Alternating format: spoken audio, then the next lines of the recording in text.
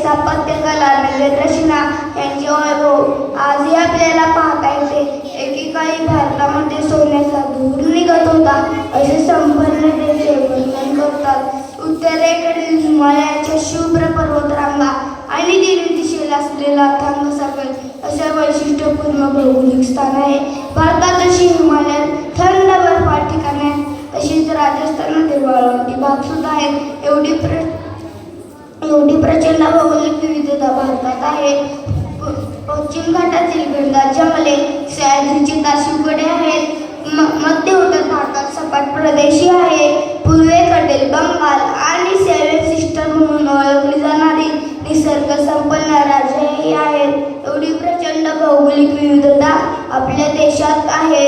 भारतात हिंदू, मुस्लिम, ख्रिश्चन, बौद्ध, जैन, शीख अशा अनेक धर्माचे लोक गोविंदाने राहतात.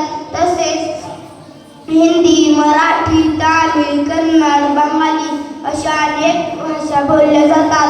आहार, विहार, पोशाख, खानपान या सर्व विविधतेतील एकता भारताने जपली आहे. 15 ऑगस्ट 1947 रोजी भारत इंग्रजांच्या गुलामगिरीतून मुक्त झाला.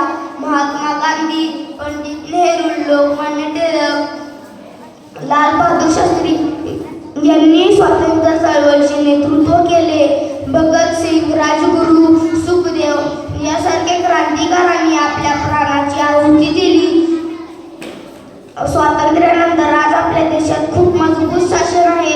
याचे श्रेय डॉक्टर बाबासाहेब आंबेडकरांनी लिहिलेल्या संविधानाला जाते. जाता जाता मी सुरेश भटांच्या एवढ्या काव्यपंक्ती बोलू इच्छितो.